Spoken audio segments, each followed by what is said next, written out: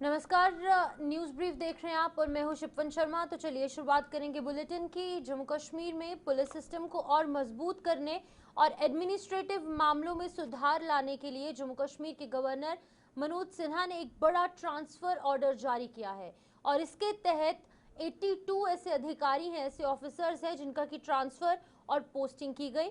जहां home department की तरफ से जारी इस ऑर्डर नंबर 200 होम ऑफ 2026 के मुताबिक तजिंदर सिंह को आईजीपी सीआईडी जबकि सारा रिजवी को आईजीपी क्राइम जम्मू कश्मीर के तौर पर पोस्ट किया गया।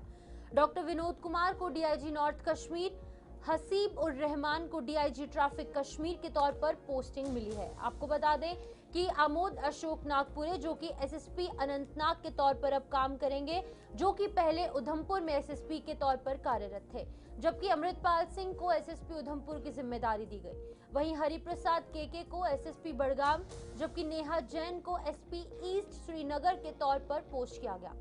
ताहिर अशरफ भट्टी को एसएसपी एसआईए कश्मीर के तौर पर अपॉइंट किया जाएगा और इसके अलावा सीआईडी, ट्रैफिक और सिक्योरिटी विंग में भी कई अपॉइंटमेंट्स और साथ ही साथ ट्रांसफर्स किए गए हैं। अधिकारियों के अनुसार ये सभी ट्रांसफर्स तुरंत लागू होंगे और इस कदम का मकसद केंद्र शासित प्रदेश में पुलिसिंग और एडमिनिस्ट्रेटिव स्ट्रक्चर को और असरदार बनाना है। तो आपको बता दें कि आईजीपी से लेकर एसपी रैंक तक के जो ऑफिसर्स थे उनका तबादला हुआ है। बहुत सारे नाम है, 82 अधिकारी हैं, 82 जो ऑफिसर्स हैं उनके नाम के अंदर यहाँ पर उनके नाम इस लिस्ट में है, जिस लिस्ट को आप अपनी टीवी स्क्रीन पर भी देख सकते हैं। बहुत सारे ऐसे लोग हैं जो कि पहले कश्मीर डिवीजन में पोस्टेड थे, अब वो जम्मू में है, और कुछ लोग जम्मू में थे, अब वो कश्मीर में है। तो आईजीपी से लेकर एसपी रैंक तक के जो ऑफिसर्स हैं उनके तबादले हुए हैं और इसका एक ही मोटिव है कि एडमिनिस्ट्रेशन को और सही ढंग से किया जाए। और गुलिस्तान न्यूज के माध्यम से हम सभी इन 82 के 82 ऑफिसर्स को मुबारकबाद देंगे, शुभकामनाएं देंगे और उम्मीद करेंगे कि जिस तरीके से वो अपने अपने फील्ड्स के अंदर काम कर रहे थे और ज्यादा प्रभावी ढंग से, अब जो उनको नए फील्ड्स मिले हैं, नई जगहों पर वो पोस्टेड हैं, वहां पर और प्रभावी ढंग से काम करेंगे।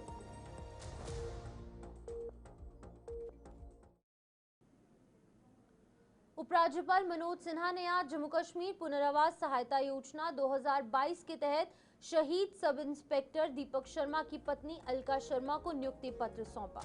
इस अवसर पर लेफ्टिनेंट गवर्नर मनोज सिन्हा ने शहीद परिवार को हर संभव सहायता और समर्थन देने का आश्वासन दिया।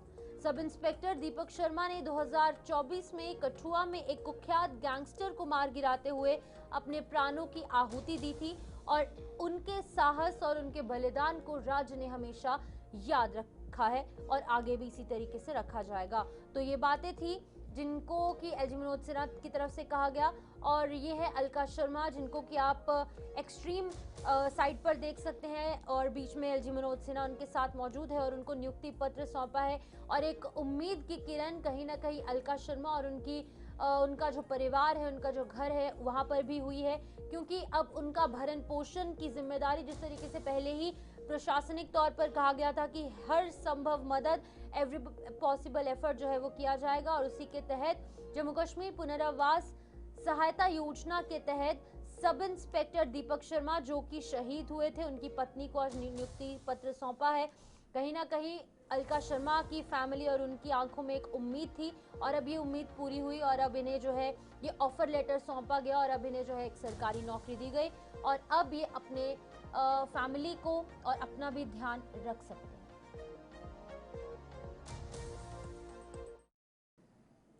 वहीं जम्मू कश्मीर के मुख्यमंत्री उमर अब्दुल्ला ने मिडिल ईस्ट में लंबे समय से चल रहे संघर्ष पर चिंता व्यक्त की है। उन्होंने कहा कि दुनिया भर में जो हो रहा है उस पर उनका कोई कंट्रोल नहीं है और ना ही भारत का कोई कंट्रोल है। उन्होंने कहा कि जम्मू कश्मीर में अभी अगले 10 से 15 दिनों के लिए केरोसिन और एलपीजी की काफी सप्लाई है। उन्होंने चेतावनी भी दी कि अगर युद्ध लंबे समय तक चलता है और देश में संकट पैदा होता है तो इसका सीधा असर जम्मू कश्मीर पर भी पड़ेगा। केरोसिन, एलपीजी, पेट्रोल, डीजल और बाकी की क्राइसिस भी जम्मू कश्मीर में आने वाले वक्त में आ सकती हैं अगर इसी तरीके से युद्ध आगे चलेगा। तो लगभग 34 से 35 दिन इस युद्ध को हो चुके हैं। पूरे दुनिया के साथ साथ भारत में और भारत के साथ साथ जम्मू कश्मीर में भी ऑयल क्राइसिस, इकोनॉमिक क्राइसिस किसी ना किसी तरीके से देखने को जरूर मिल रहे हैं। और इसी एक मुद्दे को लेकर सीएम उमर अब्दुल्ला ने अपनी प्रतिक्रिया दी है, तो सुनिए क्या कुछ कहा उन्होंने। बैनुल-अक़वामी सतह पे क्या होता है क्या नहीं होता है वो ना मेरे कंट्रोल में है ना आपके कंट्रोल में है। यहाँ तक कि हमारे मुल्क का भी इस पे कोई ख़ास कंट्रोल है नहीं। जो बाकी मुल्क के हालात बनेंगे वो जम्मू कश्मीर के हालात बनेंगे। फ़िलहाल जैसे मैंने पिछले दिनों आप सबों से कहा, अभी तक जो एसेंशियल सप्लाईज़ हैं, फ्यूल सप्लाईज़ हैं, इन चीज़ों की कमी नहीं है। अगले कम से कम 10 दिन 15 दिन के लिए हमारे पास हर चीज़ की सप्लाई मौजूद है। अब अगर ये जंग ज़्यादा देर चली और मुल्क में इन चीज़ों की कमी शुरू हुई तो जाहिर सी बात है उसका असर हम पे भी पड़ेगा। लेकिन फ़िलहाल अगले कुछ हफ्तों के लिए लोगों को घबराने की ज़रूरत नहीं है। और जैसे मैंने पिछले दिनों आप सबों से कहा, प्राइम मिनिस्टर साहब ने जो मीटिंग बुलाई थी उसमें उन्होंने हमें यकीन दिलाया कि मुख्तलिफ ज़रियों से सप्लाई जो है वो अश्योर किया जा रहा है। और अगर हालात में कोई बदलाव आया तो मैं उसके बारे में आप सबको बता दूँ। वही joint director census Arun Kumar ने श्रीनगर में एक प्रेस कॉन्फ्रेंस की और इस प्रेस कॉन्फ्रेंस के दौरान उन्होंने कहा कि सेंसस 2027 दो फेज में मॉडर्न टेक्नोलॉजी और बड़े पैमाने पर मैन पावर का इस्तेमाल कर किया जाएगा। वहीं फ्लाइट्स कैंसिल होने की वजह से वर्चुअल प्रेस कॉन्फ्रेंस को संबोधित करते हुए उन्होंने कहा कि सेंसस एक बड़ा नेशनल काम है जिसका मकसद सही डेटा इकट्ठा करना और बेहतर गवर्नेंस पक्का करना है। उन्होंने कहा कि इसी तरह की ब्रीफिंग पहले जम्मू में दी जा चुकी है।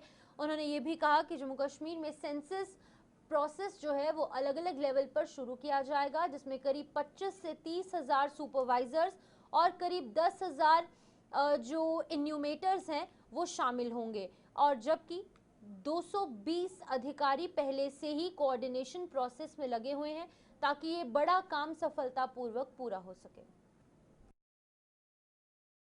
सेल्फ एनुमरेशन जिसकी अभी जिक्र कर रहे थे सर कि लोग अपना डेटा खुद भर सकेंगे, उसके लिए फेज़ है 17 मई से 31 मई 2026 और 1 जून से लेकर 30 जून 2026 तक एनुमरेटर्स हमारे स्टेट गवर्नमेंट के जो एम्प्लॉइज़ होंगे वो डोर टू डोर जाके डेटा कलेक्शन का काम करेंगे।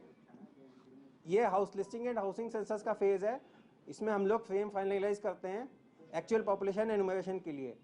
और जो एक्चुअल पॉपुलेशन एनुमरेशन का फेज़ होता है वो फेज़ 2 है, फरवरी में होगा।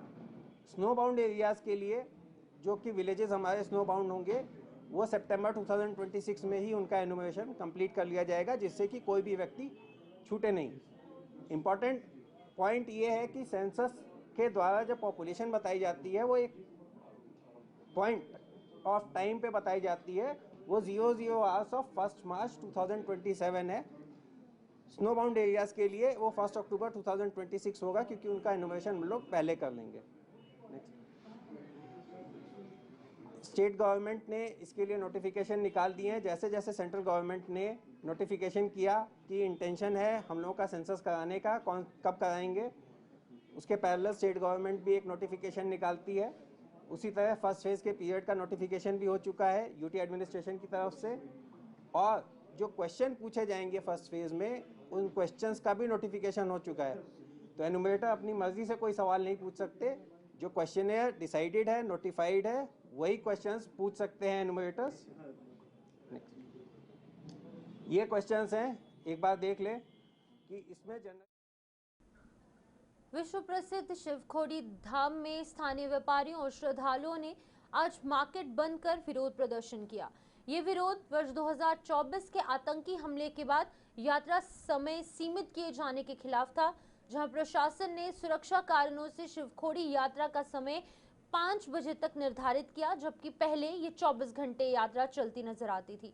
वहीं व्यापारी और श्रद्धालु ये भी बताते हैं कि शाम 5 बजे के बाद यात्रा बंद होने के कारण दूर दराज से आने वाले भक्त दर्शन नहीं कर पाते और रात में रुकने की पर्याप्त व्यवस्था न होने से कई श्रद्धालु निराश होकर यहां से वापस लौट जाते हैं। जो प्रदर्शनकारी थे उन्होंने उपराज्यपाल मनोज सिन्हा से सुरक्षा बढ़ाकर यात्रा को दोबारा 24 घंटे चलाने और भक्तों की सुविधा सुनिश्चित करने की मांग की। उन्होंने कहा कि ऐसा होने पर स्थानीय व्यापार और पर्यटन को भी लाभ होगा। तो 2 साल पहले जो यहाँ पर एक आतंकी हमला हुआ था, जो श्री माता वैष्णो देवी से शिवखोड़ी धाम में ये श्रद्धालु जा रहे थे और इसी बीच रास्ते में जंगल के इलाके में इस एक बस पर आतंकी हमला हुआ, जो कि इनिशियल रिपोर्ट्स में एक्सीडेंट बताया जा रहा था, लेकिन जब इसकी जांच हुई कुछ घंटों के अंदर ये पता चला कि आतंकी हमला है। तब से समय 5 बजे तक था, लेकिन अब समय को बढ़ाने की मांग लोगों की तरफ से की जा रही है और व्यापारियों की तरफ से भी। इसी के चलते आज एक प्रोटेस्ट किया गया, जिसमें मांग की जा रही है कि 24 घंटे वापस से ये समय रखना चाहिए जैसे पहले हुआ करता था। ना यहाँ पर कोई, आज मेरा शपथ का दिन है, मैं मतलब प्रधानमंत्री बना हूँ, तो आज के दिन एक मंदिर जाने वाले यात्री जो हैं पूजा पाठ करके आ रहे हैं, आप मतलब वो लोग मारे गए हैं, आपने क्या। और दूसरा कि जिस दिन इलेक्शंस थे एमपी साहब के, तो मैं बीजेपी से हूँ, बूथ प्रेसिडेंट फरगल संगठ से हूँ। 3 बजे रात को उठ के मैं अपने बूथ पे गया था। आज मैं जुगल किशोर जी से भी पूछना चाहता हूँ कि सर, आप जम्मू के होके मोदी जी के साथ हमेशा बैठते हो, आपको तो मतलब खुशी होती होगी कि मंदिर बंद हो रहे हैं आपके मतलब रहते हुए, तो आपका भी बहुत शुक्रिया। और आप समझ गए होंगे कि मैं कहना क्या चाहता हूँ और जनता क्या कहना चाहती है। दूसरा कि शिवखोड़ी के बाद कश्मीर में बेसारन में जो हमला हुआ, धर्म पूछ के हुआ, उसका जवाब में आपने क्या कि घोड़े वाले रो रहे थे वहाँ पर कश्मीरी, कि मैं एक धर्म की बात नहीं कर रहा, मैं रियली जो बात है वो कर रहा हूँ, किसी धर्म को ठेस नहीं पहुँचा रहा। हालांकि यहाँ पर हम बहुत प्यार से रहते हैं, हिंदू मुस्लिम सब इकट्ठे रहते हैं। अच्छा, वहाँ पर जो हमला हुआ उसके बाद आपने यात्रा खोल दी, टूरिस्ट चल रहे हैं, दिन रात चल रहे हैं, आपने ये भी दिखाया, नेताओं ने भी दिखाया कि यहाँ पर बिल्कुल सेफ है। और शिवखोड़ी में उसके बदले में यहाँ हिंदू मुस्लिम भी इकट्ठे हैं, कुछ ऐसा हुआ भी नहीं आज तक कि हमें हिंदू मुस्लिम को धर्म पूछ के या कुछ ऐसा हुआ हो। और आपने यहाँ मंदिर बंद कर दी है, आप 3 बजे यात्रा को बोल देते हो कि चले जाओ। यहाँ पर मैं पुलिस प्रशासन से कभी भी नाराज नहीं हूँ, क्योंकि उन्होंने अपनी ड्यूटी करनी है, वो सेफ तरीके से भेजते हैं। पर अगर ऊपर से निर्देश है कि आप 3 बजे बोलना शुरू कर दो, सीटियां मारना शुरू कर दो कि आपने यहाँ से चले जाना है, तो यात्रियों के मन में ऐसा होता है कि यहाँ पर बहुत कुछ जी एमपी जो हमारी यही गलती हो सकती है कि हम हिंदू मुस्लिम इकट्ठे रहते हैं, अच्छा काम कर रहे हैं। उनको हमने 10 दिन पहले ही मैसेज दे दिया था कि हम इस रोड पे बैठने वाले हैं, तो उनको भी थोड़ी हमदर्दी होनी चाहिए कि भाई हमारे ही लोग हैं, हम लोगों ने आपको वोट दिए हैं, आपके दिल में इतनी हमदर्दी तो होनी चाहिए कि आप हमारी बात, उससे पहले हम जरूरी रोड पे बैठने से पहले हमारे मसले का हल कर दिया जाए। पर इस चीज पर गौर अभी तक किसी ने नहीं करवाया। एक पार्टी या राजनीतिक नेता के पीछे बंद नहीं किया गया है, ये रनसू वासियों की मांग है। इनका जो दुख दर्द है वो अब फूट पड़ा है। दुख दर्द फूट इस प्रकार से पड़ा है कि यात्रा पिछले 2 सालों से जो हो पाबंदी के घेरे में चलाई जा रही है। एलजी साहब जब आए थे उन्होंने कहा था कि जितनी सुरक्षा चाहिए मेरे से ले लो। रनसू वासी मांग रहे हैं सुरक्षा, यात्री मांग रहे हैं सुरक्षा। वहीं रामबन जिले के हरोग गांव में 14 वर्षीय रुखसाना बानो का शव पेड़ से लटका मिलने के बाद इलाके में सनसनी फैल गई। रुखसाना बानो कासिम की बेटी थी और घटना के समय वो घर से बाहर गई थी। वहीं मृतका के परिजनों ने इस मामले में पड़ोसियों पर गंभीर आरोप लगाए हैं और उन्होंने मांग की है कि इस एक मामले को लेकर निष्पक्ष जांच की जाए। सूचना मिलते ही पुलिस मौके पर पहुंची और शव को कब्जे में ले लिया गया और उसे जिला अस्पताल रामबन भेजा गया। वहीं उनका पोस्टमार्टम होगा। इस बॉडी का पोस्टमार्टम होने के बाद बाकी की मेडिको लीगल फॉर्मेलिटीज के बाद ये शव जो है वो वापस घर वालों को सौंपा जाएगा, विधि विधान से अंतिम संस्कार होगा। लेकिन अब बड़ा सवाल ये है कि आखिरकार जब बच्ची घर से बाहर निकली तो किन कारणों की वजह से निकली और यहाँ पर इस तरीके से मृत अवस्था में इसका शव मिलने के पीछे क्या कुछ कारण है। सिर्फ और सिर्फ 14 वर्ष की ये लड़की थी जिसका नाम की रुखसाना था, उसी इलाके की रहने वाली थी और इसके पिता का नाम कासिम बताया जा रहा है। और जो घरवाले हैं उनकी तरफ से गंभीर आरोप लगाए जा रहे हैं कि पड़ोसियों की तरफ से उसका मर्डर किया गया है या फिर कुछ इस तरीके की जो यहाँ पर सिचुएशन है वो क्रिएट हुई जिसकी वजह से उनकी बेटी को अपनी जान गंवानी पड़ी। तो ओवरऑल अगर हम पुलिस की बात करेंगे तो हर एक एंगल से जांच की जा रही है। अभी इंतजार है पोस्टमार्टम रिपोर्ट का, जब वो सामने आएगी तो आगे के कारण भी स्पष्ट हो जाएंगे। से एक इंफॉर्मेशन मिली रात के 11 बजे करीब कि एक हैंगिंग केस उसको स्टार्टिंग में लगा कि यहाँ पे एक बच्ची की जो है डेड बॉडी लटकी हुई है। तो फौरन जो हमने जो है पुलिस जो है नो लिमिट टाइम पे वहाँ पे पहुँची, FSS की टीम पहुँची और बच्ची को फिर जो है हमने हॉस्पिटल शिफ्ट किया, बोर्ड ऑफ डॉक्टर्स को यहाँ पे दिखाया और ये जानना चाहा कि इसका क्या ये हनी केस है या कोई मर्डर केस है। पुलिस जो है पूरी कार्रवाई कर रही है और हम पूरी कोशिश करेंगे कि इसके पीछे क्या वजह है, अगर ये हनी है क्यों है, उसके पीछे क्या रीजन है, अगर ये कोई जैसे कुछ लोग वहीं डिस्ट्रिक्ट इलेक्शन ऑफिसर राजौरी ने आज पंचायत एक्ट, वोटर रजिस्ट्रेशन और वोटर लिस्ट से नाम हटाने के बारे में जागरूकता फैलाने के लिए एक विशेष वैन को हरी झंडी दिखाई और ये वैन अब राजौरी जिले के विभिन्न गांव में जाएगी और लोगों को वोटर रजिस्ट्रेशन प्रक्रिया, वोटर लिस्ट से नाम हटाने की प्रक्रिया और पंचायत एक्ट के बारे में जानकारी देगी। आपको बता दें कि इसके साथ ही हर घर तक अलग अलग सुविधाएं पहुंचाई जाएंगी ताकि हर नागरिक को ये सेवाएं आसानी से मिल सके। ये पहल चुनाव प्रक्रिया को पारदर्शी बनाने यानी कि एक ट्रांसपेरेंसी इस पूरे प्रोसेस में लाने के लिए की जा रही है और साथ ही साथ इसलिए भी की जा रही है ताकि लोगों को अपनी लोकतांत्रिक जिम्मेदारी निभाने के लिए प्रोत्साहित किया जा सके। देखिए, पंचायत इलेक्टोरल रोल्स का जो प्रोसेस है ये उसी का एक आप समझिए कि उसको रोल को अपडेट करने का एक प्रोसेस चल रहा है। 27 मार्च को हमारा जो ड्राफ्ट पंचायत इलेक्टोरल रोल था वो पब्लिश हुआ था, क्योंकि 1 अप्रैल 2026 इसकी क्वालिफाइंग डेट है। तो पूरे अप्रैल के महीने में जगह जगह पे कैंप्स किए जा रहे हैं इलेक्टोरल अपडेशन के, जिसमें क्लेम्स एंड ऑब्जेक्शंस हैं, एडिशन डिलीशन के कैंप्स हैं, वो सारे के सारे रहेंगे ताकि जो हमारा रोल है वो सही बने। आपको मालूम है कि किसी भी इलेक्शंस के लिए जो उसका बेसिक डॉक्यूमेंट है वो होता है उसका इलेक्टोरल रोल, जिसके बेसिस पे सारी चीज़ें रहती हैं। तो ये बहुत इंपॉर्टेंट है कि इलेक्टोरल रोल हमारा प्योर हो, उसमें कोई गलती ना हो। ऐसा ना हो कि किसी का जो जो वोट है उसके रेजिडेंस के ऊपर ना बने, और जो इसके अंदर प्यूरिफिकेशन का प्रोसेस होता है जिसमें आप देखते हैं कि वहीं जिला डोडा के भलेसा में 132 केवी ग्रिड स्टेशन पर योजना लगभग पूरी हो चुकी है, जिसमें कलीनी से चंगा तक 64 टावर्स का एक निर्माण किया गया है।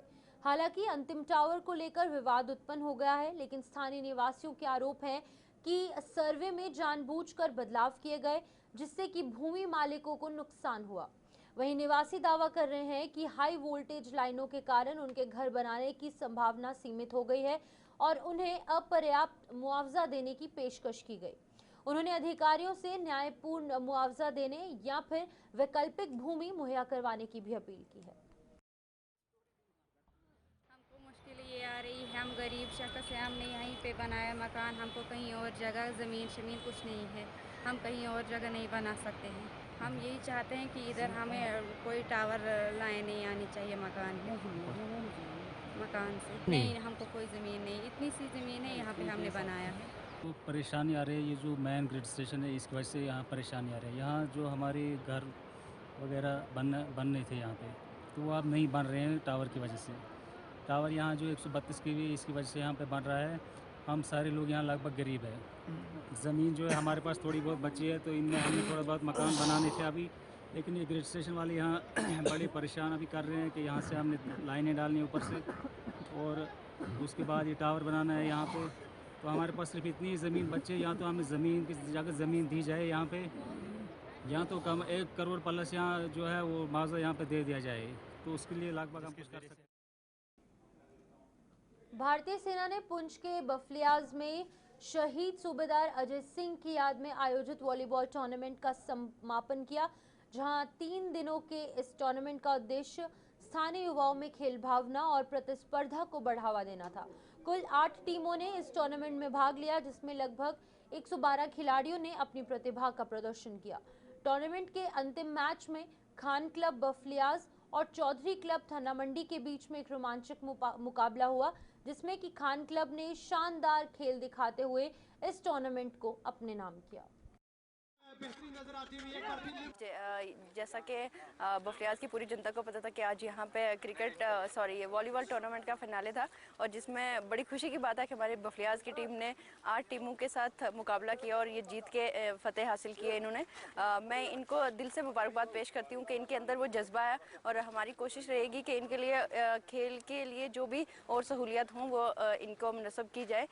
मैं इसके लिए इंडियन आर्मी का तहे दिल से शुक्रिया अदा करती हूँ कि उन्होंने हमारे यंग यंग यूथ को बहुत अच्छा पोटेंशियल दिया और इनिशिएटिव नहीं होता है इंडियन आर्मी का तो शायद आज हमें ये देखने का मौका नहीं मिलता। मैं इंडियन आर्मी का तहे दिल से शुक्रिया अदा करती हूँ कि उन्होंने हमारे यंग यूथ को आगे आने का मौका दिया और आज यहाँ पे हम अपने जो है हमारे इलाका की जितनी भी टीम है इसको मैं फिर से एक बार दिल से शुक्रिया अदा करती हूँ।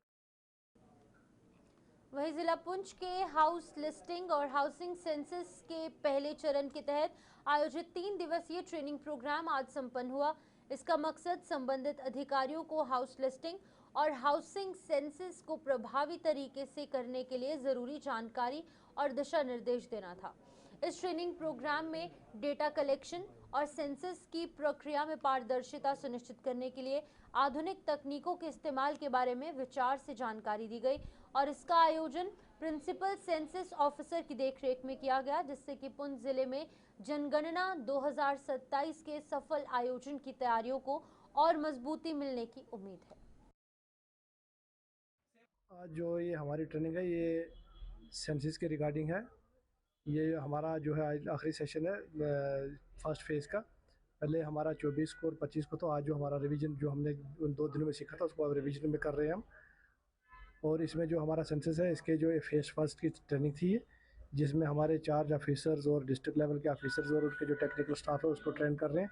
इसके बाद हमारे जो सुपरवाइज़र और एडमिनिस्ट्रेटर को जो है वो अकॉर्डिंगली पोर्टल के ऊपर रजिस्टर करेंगे और फर्दर जो काम के लिए हमारे जो है मास्टर ट्रेनर्स यहाँ से जाएंगे और ट्रेनिंग करके आएंगे। अभी जो ट्रेनिंग करवा रहे हैं ये हमारे सेंसस डिपार्टमेंट के मास्टर ट्रेनर हैं जो ट्रेनिंग दे रहे हैं। ये जो है फर्दर जो एडमिनिस्ट्रेटर और सुपरवाइजर्स को जो है वहाँ पे एनरोल करेंगे और उनको अपना जो विलेज वाइज बाउंड्रीज देंगे जिसमें उन्हें काम करना है। और सबसे बड़ी बात जो है सेंसस की है ये हमारा टोटल डिजिटल है और फर्स्ट टाइम ऐसा हो रहा है हमारा जिसमें हमारा सेल्फ एनुमरेशन भी है जो कि हमारा 17 मई से चलेगा। रियासी में आज एसडीआरएफ द्वारा आपातकालीन स्थितियों के अंदर निपटने को लेकर विशेष प्रशिक्षण कार्यक्रम आयोजित किया गया। इस प्रशिक्षण में बड़ी संख्या में पूर्व सैनिकों ने भाग लिया और विभिन्न आपदाओं के दौरान बचाव कार्य के महत्वपूर्ण तरीके सीखे। एसडीआरएफ के अधिकारियों ने सड़क दुर्घटना, आग, बम धमाका और आतंकी हमले जैसी स्थितियों में लोगों को सुरक्षित निकालने के उपाय विस्तार से समझाए। उन्होंने बताया कि संबंधित एजेंसियों के पहुंचने से पहले स्थानीय लोग प्राथमिक स्तर पर राहत कार्य कर कई जिंदगियां बचा सकते हैं। वहीं पूर्व सैनिकों ने इसे समाज के लिए उपयोगी बताया। उन्होंने कहा कि इससे आम लोगों में जागरूकता बढ़ेगी और आपदा के समय सही निर्णय लेने में मदद मिलेगी। तो हमारा ये प्रोग्राम था तो हमने ये हमारे साथ जितने भी हमारे एक्स सर्विसमैन थे हमने ये चाहा कि इनको अपनी जो जब भी कहीं डिजास्टर होगा, मैन मेड हो, नेचुरल डिजास्टर हो, हम इनको एक्सपर्ट ये अलग अलग डिपार्टमेंटों से रिटायर होके आए हुए हैं आर्मी वेल्ड फोर्स से, और हम चाहते हैं कि हमारी हेल्प के माध्यम से जब कहीं बड़े लेवल का डिजास्टर हो हम इन सब की जितने हमारे एक्सपर्ट जो लोग हैं इनको हम बेसिक ट्रेनिंग दे रहे थे।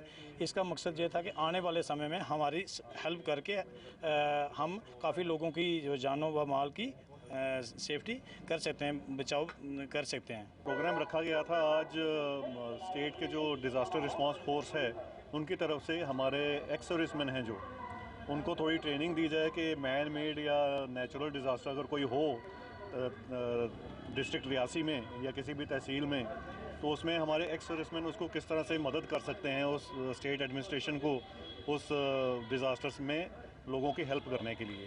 तो जैसा कि आप देख सकते हैं हमारे कुछ 20 एक्स सर्विसमैन आज रियासी तहसील से इसमें पार्टिसिपेट करने आए और इसमें हमारी कुछ माताएं भी इसमें हिस्सा लेने के लिए आई हैं। तो ये मैं समझता हूँ एक बहुत अच्छी शुरुआत है जो हमारे एक्स सर्विसमैन इसमें इन्वॉल्व। पुंछ जिले के बॉर्डर इलाकों में महिलाओं को मजबूत बनाने और सेल्फ एम्प्लॉयमेंट को बढ़ावा देने के लिए उम्मीद योजना के तहत कई महत्वपूर्ण कदम उठाए गए हैं। जिले के कई सीमावर्ती गांव हैं और वहां की महिलाओं ने सेल्फ हेल्प ग्रुप के जरिए छोटे और बड़े व्यवसाय शुरू किए जो कि पिछले कुछ वर्षों से सफलतापूर्वक चल रहे हैं। इन व्यवसायों के माध्यम से महिलाएं न केवल अपनी इनकम बढ़ा रही हैं बल्कि अपने परिवार की आर्थिक स्थिति को भी मजबूत कर रही हैं। सरकार द्वारा दिए गए बिना ब्याज के लोन और अन्य योजनाओं के कारण महिलाएं आत्मनिर्भर बन रही हैं और इस पहल से उनका आत्मविश्वास भी बढ़ा है और वो अब हर घर के खर्चों में भी पूरी तरह से अपना योगदान दे रहे हैं। तो ये एक ऐसी स्कीम है जो बेरोज़गार औरतें हैं वो इस स्कीम से जो हैं वो इंडिपेंडेंट हो जाती हैं, खुद मुख्तियार हो जाती हैं। जैसे कि हमने जब ग्रुप जॉइन किया, बैंक में अकाउंट ओपन किया, उसके बाद हमें मिशन की तरफ से 15,000 रुपया आया, उसके बाद 65,000 रुपया भी आया। फिर हम बैंक वालों के साथ कन्वर्जेंस करते हैं, फर्स्ट डोज़ वहाँ से 1.5 लाख रुपया लेते हैं कोई अपना अच्छा सा काम शुरू करने के लिए। तो उसके बाद 3 लाख का मिलता है, ये लास्ट 25 लाख तक जो है हम लोन भी देते हैं बिना गारंटी के और 7% पे लोन देते हैं लड़कियों को खुद मुख्तियार होने के लिए। कितनी लड़कियां आपके साथ अटैच हैं? मेरे साथ 1200 से ज़्यादा ही हैं। मेरे यहाँ पे 150 से अबोव जो एसएचजी हैं वो चल रहे हैं। मैं क्लस्टर हवेली जो है इसमें क्लस्टर कोऑर्डिनेटर का काम कर रही हूँ। मेरा नाम मीनाक्षी शर्मा, मैं सेल्फ हेल्प ग्रुप की मेंबर हूँ। मेरा ग्रुप का नाम लक्ष्मी ग्रुप है। हमारे ग्रुप में 6 लड़कियां हैं और मैं यहाँ पे काम करती हूँ। ये मैंने 1.5 लाख की डोज ली पहली, उससे मैंने कॉस्मेटिक रखा, उसके बाद मैंने 3 लाख की डोज ली, उसमें मैंने कपड़े पार्लर सारा काम मैं कर रही हूँ। मेरे साथ 3 लड़कियाँ जुड़ी हुई हैं। हमें इस ग्रुप का बड़ा फ़ायदा मिला है और आगे भी मिलेगा। हम लास्ट बार्डर के लास्ट में यहाँ पे काम कर रहे हैं। ये सेल्फ हेल्प ग्रुप बहुत अच्छी स्कीम है उम्मीद की, इससे जुड़े रहने से बहुत फ़ायदे हैं। नाम खालदा है, मैं दरादुलिया की रहने वाली हूँ। मुझे इस ग्रुप में जुड़े हुए 3.5 साल हो गए हैं। पहले हमने फर्स्ट डोज ली, उसके हमने कॉस्मेटिक की शॉप खोली, उसके बाद हमने 3 लाख की डोज ली, उसको हमने थोड़ा बड़ा किया। इस ग्रुप में जुड़ने के बाद हमें बहुत ज़्यादा बेनिफिट मिला है। बहुत कम इंटरेस्ट पे हमें ये लोन मिलता है।